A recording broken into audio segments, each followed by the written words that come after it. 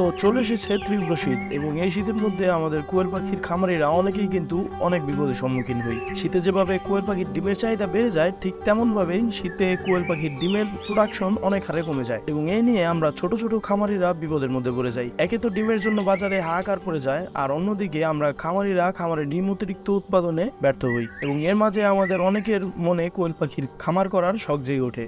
কিন্তু আমরা অনেকেই জানি না এই শীতের মধ্যে কোয়েল পাখির খামার করলে আমরা সফল হতে পারবো নাকি উল্টো আমাদের লসের সম্মুখীন হতে হবে। তো আজকে আমরা আমাদের এই ভিডিওতে জানতে চলেছি, আমরা যদি শীতে কোয়েল পাখির খামার করার জন্য উদ্যোগ নিয়ে থাকি তাহলে সেই সিদ্ধান্তটা আমাদের কোয়েল পাখি খামার করার জন্য কতটুকু যৌক্তিক হবে।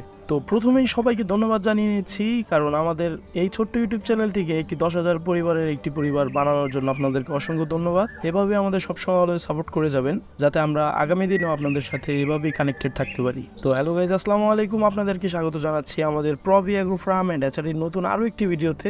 আশা করছি পুরো ভিডিও জুড়ে আমাদের সাথে থাকবেন।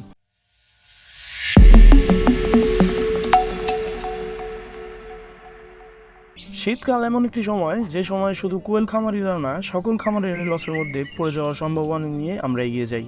কারণ আমরা যত বড়ই খামারি হই না কেন, আমরা কখন কোন বিপদে পড়ে যাই তা কিন্তু আমরা কেউই জানি না। আমরা শুধু জানি এই সব বিষয়গুলো নিয়ে কিভাবে আগের থেকে আমাদের সতর্ক থাকা যায়। এবং আমাদের মধ্যে এরপরেও অনেক খামারিরা আছে যারা তাদের নিজের ভুলের কারণে তারা তাদের খামারে লস গুনে থাকে। গরমকালে যেমন কোয়েল পাখির জন্য আমাদের আলাদা যত্ন নেওয়ার প্রয়োজন পড়ে, ঠিক তেমনি শীতকালেও আমাদের কোয়েল পাখির জন্য আলাদা যত্ন নেওয়ার প্রয়োজন পড়ে। আর আমরা যারা এই সামান্য বিষয়গুলো নিয়ে অবহেলা করি, তারাই কিন্তু মূলত খুব সহজেই আমরা লসের মধ্যে পড়ে যাই। আর প্রথমে বলে রাখি, ভিডিও কিন্তু শীতের কোয়েল পাখির যত্ন নিয়ে ভিডিও না।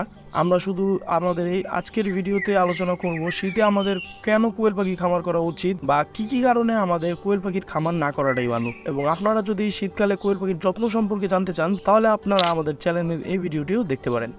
আমরা যারা কোয়েল পাখির খামার করব তাদের জন্য কিন্তু সবসময় আমরা প্রত্যেকটি ভিডিওতে বলি, উইদাউট এনি এক্সপিরিয়েন্স আপনারা কখনোই কোয়েল পাখির খামারের জন্য অগ্রসর হবেন না। আমরা এমনও দেখেছি অনেকে এক্সপিরিয়েন্স ছাড়া কোয়েল পাখির খামার করতে গিয়ে তাদের সর্বস্ব অর্থ তারা হারিয়ে ফেলেছে। আপনারা যত ইউটিউব বা ফেসবুকে কোয়েল পাখির খামার নিয়ে বিজ্ঞাপন দেখেন না কেন, তাদের মধ্যে অনেকেই কোয়েল পাখির লাভ ও পালনে প্রচুর পরিমাণ ভুল সিদ্ধান্ত তারা দিয়ে থাকে, যার কারণে অনেকে আমরা না বুঝে বেশি লাভের আশায় আমরা খামার করে ফেলি এবং খামারের বিষয়ে অনভিজ্ঞ থাকার কারণে আমরা খামার নিয়ে বেশি দূর পর্যন্ত যেতে পারি না। আর যদি সেটা হয় শীতকালে, তাহলে তো আর কোনো কথাই নেই। তো এইভাবেই কিন্তু আমাদের মধ্যে শীতকালে বা গরমকালে কোয়েল পাখি পালন নিয়ে নেগেটিভিটি তৈরি হয়ে থাকে। শীতকালে আমরা মোটামুটি অনেকেই কোয়েল পাখির খামার দেওয়ার সিদ্ধান্ত নিই, কিন্তু আমরা এই জিনিসটা জানি না যে কোয়েল পাখি আসলে কিভাবে পালন করতে হবে বা এদের যত্ন আমরা কিভাবে নিব। কিভাবে যত্ন নিলে কোয়েল পাখি নিয়ে শীতে আমরা টিকিয়ে রাখতে পারবো, সাথে সাথে কোয়েল পাখির ডিম উৎপাদনও আমরা মোটামুটি হারে ঠিক রাখতে পারবো। আমি এই একটা জিনিস সবাইকে সাজেস্ট করবো, যারা কোয়েল পাখি পালনে এই সব সম্বন্ধে জ্ঞান রাখেন না, তারা কখনোই কোয়েল পাখি পালনের সিদ্ধান্ত নেবেন না, বিশেষ করে শীতকালে। অনেকেই আপনারা শীতে কোয়েল পাখির বাচ্চার মাধ্যমে কোয়েল পাখির খামার শুরু করতে চান। শীতের কোয়েল পাখির বাচ্চা দিয়ে কোয়েল পাখির খামার করাটা আরো বেশি ঝুঁকিপূর্ণ। কোয়েল পাখির বাচ্চা দিয়ে যদি আপনারা খামার শুরু করতে চান, তাহলে আমাদের সবার আগে কোয়েল পাখির বাচ্চার ব্রুডিং ও তাদের তখনকার পরিবেশ এবং ওষুধ সম্পর্কে আমাদের ভালো মতো জ্ঞান রাখতে হয়। অন্যথায় কোয়েল পাখির বাচ্চাকে শীতে সহজে বাঁচিয়ে রাখা সম্ভব হয় না। তাই নতুন অবস্থায় কখনোই কোয়েল পাখির বাচ্চা দিয়ে আপনারা কোয়েল পাখির খামার দেওয়ার সিদ্ধান্ত নেবেন না এবং অবশ্যই এই সব বিষয়গুলো নিয়ে আপনারা সতর্ক থাকবেন। যদি আপনাদের একান্তই খামার করতে হয়, তাহলে সবার আগে কোয়েল পাখি পালনের জন্য শীতে অবশ্যই ভালো একটি পরিবেশ নির্বাচন করবেন এবং খামার শুরু করার জন্য অবশ্যই 30 থেকে 35 দিনের বয়সী কোয়েল পাখি দিয়ে আপনারা খামার শুরু করবেন। আমরা সকলেই হয়তো জেনে থাকবো কোয়েল পাখির আসলে সহজে কোনো রোগ হয় না, তাই বলে এই মনে করবেন না যে কোয়েল পাখির কোনো যত্ন ছাড়াই শীতে আপনি যেমন খুশি তেমন ভাবে পালন করতে পারবেন। মূলত কোয়েল পাখির যত রোগ আমরা দেখে থাকি, তার মধ্যে 70% রোগই শীতকালে কোয়েল পাখির হয়ে থাকে। তাই আমরা সবসময় বলবো, কোয়েল পাখির পালন সম্বন্ধে যাদের বিন্দু পরিমাণ জ্ঞান নেই, তারা আপনারা শীতে কোয়েল পাখি পালনের দিকে অগ্রসর হয়েন না।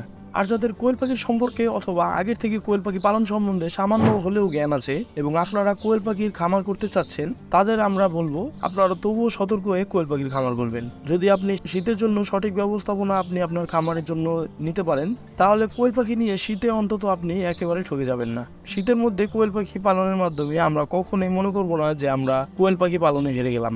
বিপদ আপদ কোন সময় কোনটা এসে যায় সেটা কিন্তু আমরা কেউই বলতে পারি না। তাই সবসময় আপনারা মনে করবেন হয়তো আমরা এখান থেকে জিতে যাব অথবা আমরা এখান থেকে কিছু শিক্ষা অর্জন করে নেব। তাই শীতে কোয়েল পাখির খামারের জন্য অবশ্যই 30 থেকে 35 দিনের এ গ্রেডের বাচ্চা দিয়েই খামার করার চেষ্টা করবেন। আর এই কথাগুলো শুধুমাত্র আমি তাদের জন্যই বললাম যাদের স্বল্পটুকু জ্ঞান আছে কোয়েল পাখি পালন সম্বন্ধে। এবং ইনশাল্লাহ আপনি যদি এই বয়সের কোয়েল পাখি দিয়ে খামার শুরু করেন তাহলে আপনারা শীতেও খামার নিয়ে এগিয়ে যেতে পারবেন। আর অবশ্যই আপনারা আপনাদের খামারের ম্যানেজমেন্ট 100% ঠিক রাখার চেষ্টা করবেন, যেটা আপনার খামারকে আরো উপরে নিয়ে যেতে সাহায্য করবে। তো ভিডিও আর বেশি বড় করছি না। তো আপনাদের যদি শীতে কোয়েল পাখি পালন নিয়ে আরো কিছু জানার প্রয়োজন থাকে তাহলে আমাদের কমেন্ট বক্স সবসময় খোলা আছে আপনাদের জন্য, একটু কষ্ট করে আমাদের জানিয়ে যাবেন। ইনশাআল্লাহ আমরা সেই কমেন্টের মধ্যে দিয়েই আমাদের এই ভিডিওর পার্ট 2 আনার চেষ্টা করব। তো পুরো ভিডিও জুড়ে আমাদের সাথে থাকার জন্য আপনাদেরকে অসংখ্য ধন্যবাদ। আপনাদের সাথে দেখা হবে আমাদের প্রবিয়াগো ফার্ম এন্ড ন্যাচারি পরবর্তী অন্য কোনো ভিডিওতে। ততদিন পর্যন্ত ভালো থাকবেন, সুস্থ থাকবেন। আল্লাহ হাফেজ।